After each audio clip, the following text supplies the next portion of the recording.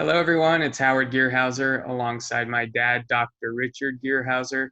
In today's episode, we're going to talk about a really controversial and important topic, and that's non-native electromagnetic fields, which are abbreviated non-native EMF. So EMF and 5G, which is the latest in cellular communication, has been a controversial topic. A lot of people discussing the potential impact that it could have on our health and the fact that there might not be a whole lot that we can do about it. So what we want to do is dive deeper into EMF and 5G and kind of figure out what are the risks and what are some practical steps we can take to mitigate those risks. So why don't we start with just kind of the basics of non-native electromagnetic fields? What are they and why are they important for us to consider and think about? Well, non-native EMFs are something that isn't necessarily brand new. It's brand new for our species. If you're thinking about the time span in geologic time or the time span of life, it's really recent. But electric lights and the power grid started it, and then it was advanced with radar and radio and television, all these different waves that humans have decided to put into the environment to communicate. Now, the biggest one now is telephones. You know, telephones, when I was young and most of my adult life, or a lot of my adult life, phones were always wired. So telephone communication was wired, and what was wireless back then, and it's still wireless now, was television. So television was wireless, radio was wireless, but the telephone communication was wired. So we began our exposures. Now, there were controversial studies about the power grid. There were studies showing that the power lines caused leukemia in children. So that was a documented risk of living near a power line. And then there were different studies of things like radar causing biologic effects and causing sickness. And there were, documented cases of like people that worked around radar became very ill or died. So this isn't really anything new. But what's happened is an explosion of the wireless technology related to our tech gadgets. Our cell phones is a big one. Most everyone has a cell phone now. And there are literally thousands upon thousands, and in the world, millions of cell towers around us now. So this is kind of a new thing that we're going to find out how risky it really is as this expands. And then 5G is kind of the latest iteration. 5G are higher frequency wavelengths, and they don't penetrate as much. So industry and the government says it's even safer.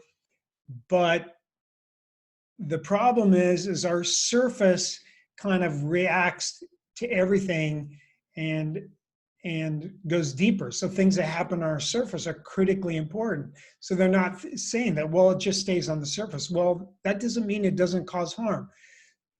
So the problem I have with the whole issue is they don't study it. So they don't study it for harmful effects. They study it for, does it fry you like a microwave oven does? In other words, if you put piece of steak in a microwave oven, that's the same type of rays as the wireless radiation microwave oven. You put a steak in there and it cooks it.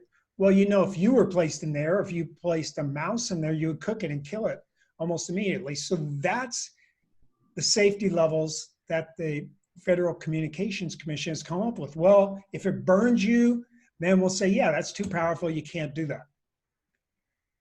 The problem is nowadays there are thousands of studies showing biologic effects with non-thermal effects. In other words, they don't burn you, but they do something. They activate things within our physiology that can be a problem. So what's going on at the cellular and subcellular level, obviously our body has its own native electromagnetic field. The earth has its own native electromagnetic field. What are these non-native EMFs doing biologically and at the physiologic level within our cells and subcellular? Well, they do a lot of things, and they found a lot of harmful effects they can. I have a list of the effects here. Um, they Many studies have shown increased cancer risk, cellular stress, increased reactive oxygen species and reactive nitrogen species. Those are free radicals. There's been studies showing genetic damage to DNA, and that's been documented.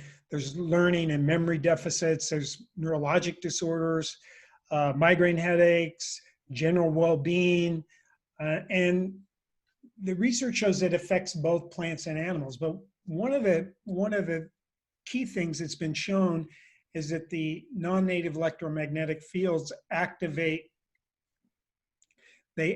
channels that are in the cell membrane. So one of those channels that they activate is called the voltage-gated calcium channel. So the voltage-gated calcium channel, when it gets activated, it allows calcium inside the cell.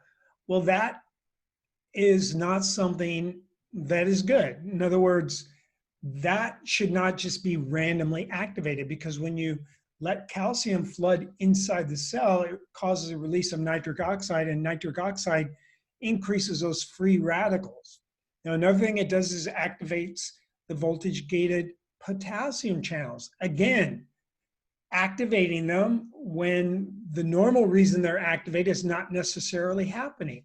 So this potentially can cause problems. And in the case of the voltage-gated calcium channels, increased reactive oxygen species, which might overwhelm our built-in antioxidant mechanisms and cause damage. So there's many studies, but I would say the latest, most important study is probably the National Toxicology Program study, which showed that rats, when they're exposed to a moderate level, like 4 hours a day, of cell phone radiation every day for their entire lifespan, developed rare tumors of the heart, and rare tumors in their adrenal glands. So normally, the placebo group that wasn't exposed didn't get any of these tumors. So it definitely causes tumors. Now that's in rats. Does that mean it happens in humans? Well, who knows? But it's going to be this giant experiment, because the 5G requires that there be repeaters, because it doesn't penetrate, it doesn't go through buildings well or trees well or different things. So what they're planning to do, or one of the strategies to overcome that, is to have an antenna like every half a block in a city. Okay, because the signal is really important to get out there, because they're envisioning self-driving cars. They're envisioning and people do this now already. They're so proud. Hey, on my cell phone, I can, turn down the temperature on my refrigerator from New York, and I live in Miami. It's like, oh, wow, I'm glad you can do that. And, maybe that could have some practical application, but they want to saturate everything with these waves that are potentially activating our voltage-gated calcium channels, and who knows what else, when we know it damages DNA, and it, leads to neurological things and not feeling as well. And then we know there's a whole population of people out there. It's fairly small at the present moment, but the people with electromagnetic hypersensitivity syndrome, EHS. So people with EHS, those people in my practice are coming in more and more often.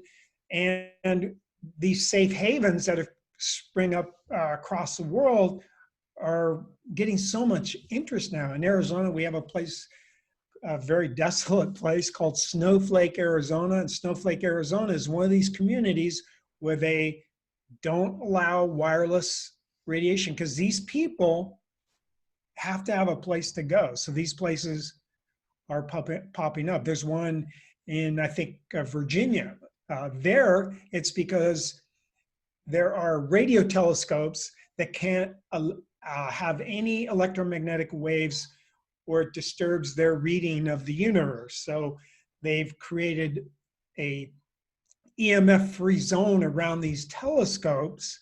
And so people have found out about that. So the people of EHS have built communities in these areas where they can go and live and maybe survive. Because some of these people, they can't go out in public, they can't go out with any friends that have a cell phone.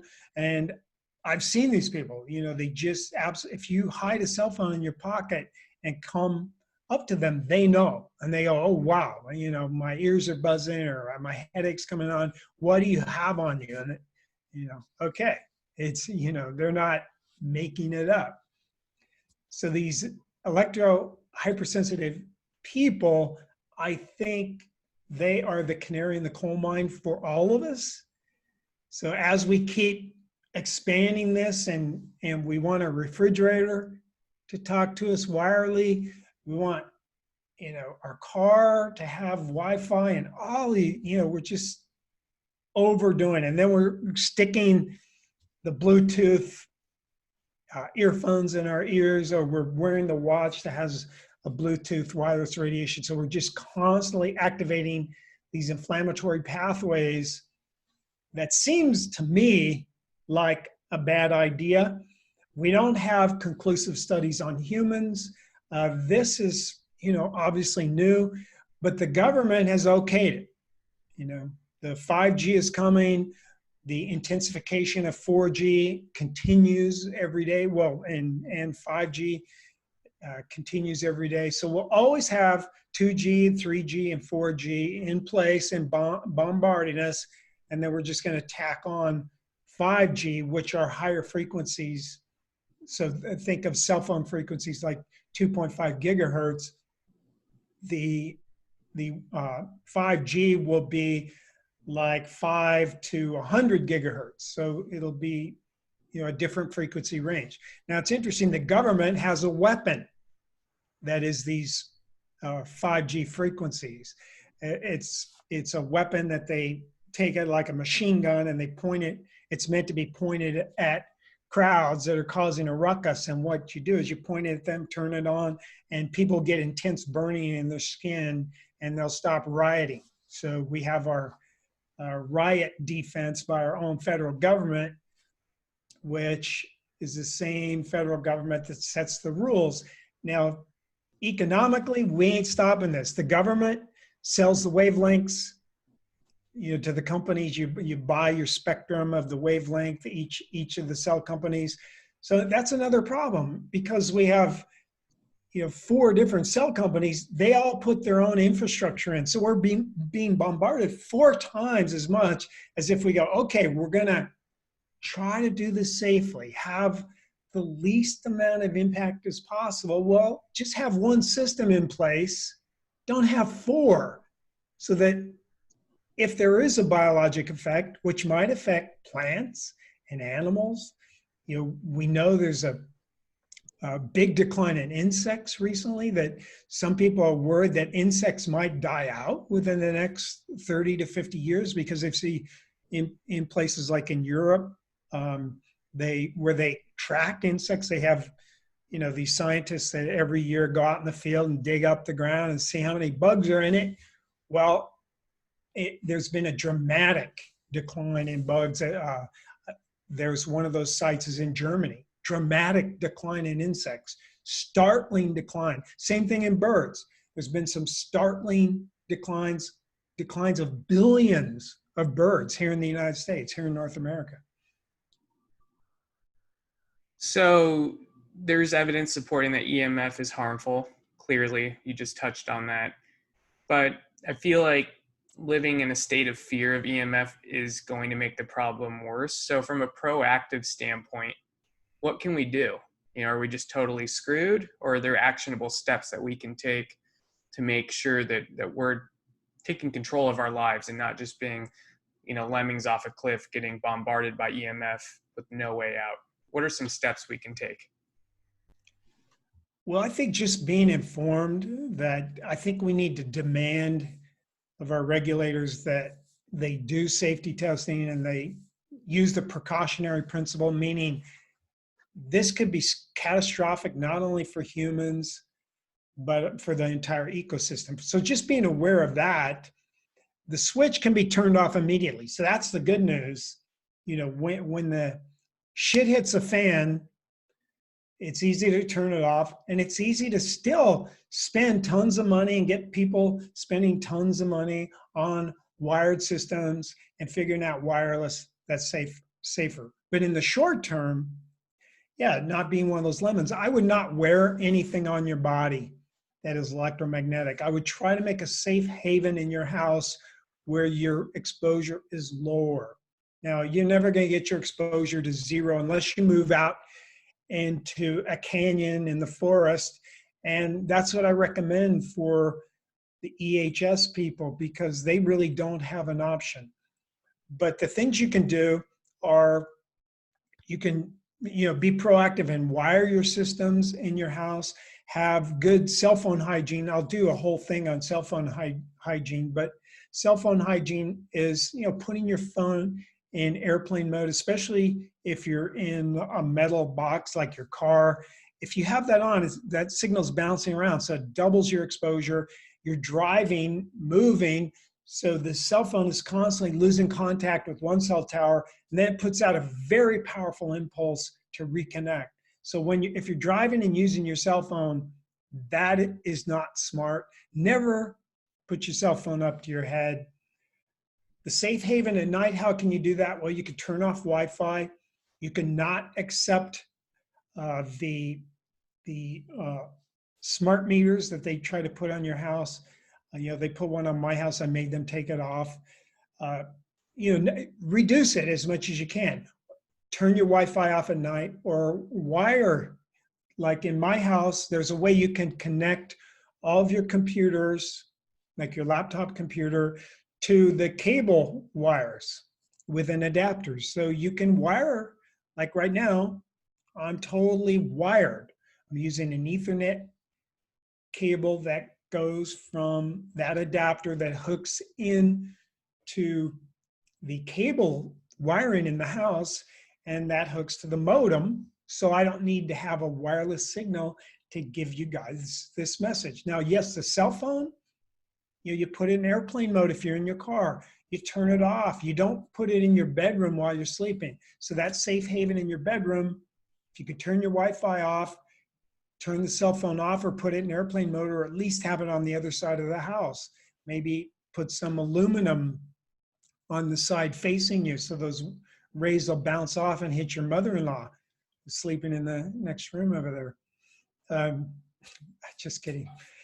And another way to create a safe haven in your bedroom is there are paints that block EMF. It's expensive, and you have to paint the floor and the ceiling. You have to ground it. So that is a big thing, but EHS people are glad to do that if they can still live near their relatives or in a city where they don't have to be a complete social outcast. That can save them. There's also canopies. So there's these EMF canopies. It's like a tent that you would suspend from the ceiling over your bed. It's a Faraday cage. So a Faraday cage is a cage that doesn't let electromagnetic fields come through it. So it's a cage where those fields don't come through. And those things are kind of expensive. I mean, cheap if you think of, what are they doing for me? They're giving you a respite from this bombardment we're getting. So the canopies are usually $1,000 to $1,500 to get a good canopy. So canopy is another way to go. The shielding paint is another way.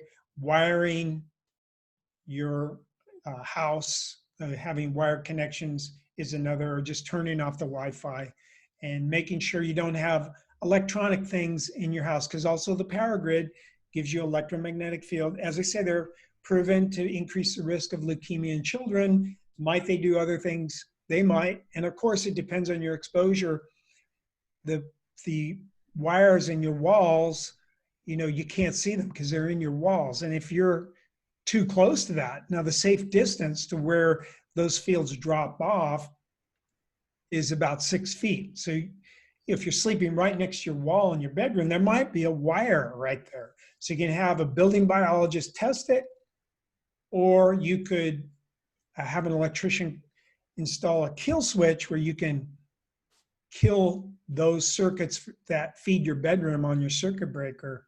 You can kill those at night so that at least during your recovery, when you sleep, when your body recovers, you've mitigated the artificial light so your melatonin levels are high, and they'll repair a lot of the damage that happened during the day. And that's why we don't all die in a week with, even though we're in this soup of electromagnetic radiation. Now you can buy a meter. Trouble is there's a meter for the wireless, the microwaves, the radio frequency, the cell stuff. Then there's a meter for electric fields and magnetic fields. So you need two different meters. There are some that combine both. The 5G frequencies won't be detected by these meters. So as we're going into 5G, especially if you live in a big city, it's already happened that the signals are going out. They don't have 5G phones yet. So that'll be next year, there'll be the new phone you have to buy. It'll make those companies billions and billions of dollars because everybody's got to upgrade if they want 5G and have the lightning downloads and be able to turn on their refrigerator or turn up their refrigerator from their workplace. The other thing too, other than EMF mitigation, is to make sure you're incorporating all of the other protocols that we're teaching you guys. So the more you do from a proactive standpoint in incorporating protocols that are going to help your mitochondria repair, help your body restore, make sure you're getting that deep sleep every single night, that's going to be critically important as the rollout of 5G and other EMFs continues to go on. So do what you can to make sure that your body's repairing, because if you're doing more to repair, there will be way less EMF effect. If you also incorporate some of these EMF mitigation strategies, you should be okay. But if you're just sitting there and wearing every single wireless device and have Wi-Fi on 24/7 and you're getting all the latest technology and you're not doing all of the other things that we're teaching, that's a recipe for a chronic disease. So we don't want to see that happen to any of you. Make sure that you're doing the proactive things. Make sure that you're doing the EMF mitigation things. My dad's more intense about the EMF mitigation than I am. My focal point is doing more of the things that I can control. Those 10 things, I'll put a link to that video, the 10 cutting edge protocols that your doctor will never tell you. Go through that and start implementing those. He's older. He's had more of a health crisis. So he has to be even more on top of the EMF exposure. And I do think it's important that this information's out there for everyone. But make sure that you're doing the things that are going to help you restore. Is there anything else you wanted to add, Dad, in terms of EMF or what people can be doing? Well, I think it's important to know the motivation of why are they allowing this, and it's just a huge economic stimulus for the entire economy of the entire world, to totally advance technology. And as I mentioned, the FCC, they sell the wavelengths at very high prices. The government takes in lots of money, and you may know that the governments have huge. Our government in the United States has a huge debt. So here's a way they can print money by selling these frequencies, and then getting the tax income from all of those industries as they make these huge profits from this explosion of everyone now with 5G having to buy a new phone.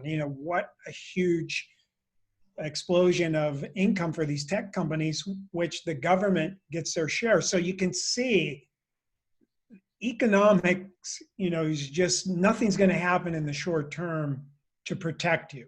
So it's going to be like cigarettes. Once you can't deny it, then they'll do something. So I'm not totally pessimistic, but as Howard said, I had my health crisis. My mitochondria are old because I'm old. Plus, I didn't treat them right for about 50 years. And I don't have much room for error. So I have to be a lot more cognizant of this. I need to think about moving to Snowflake, and that's just the reality.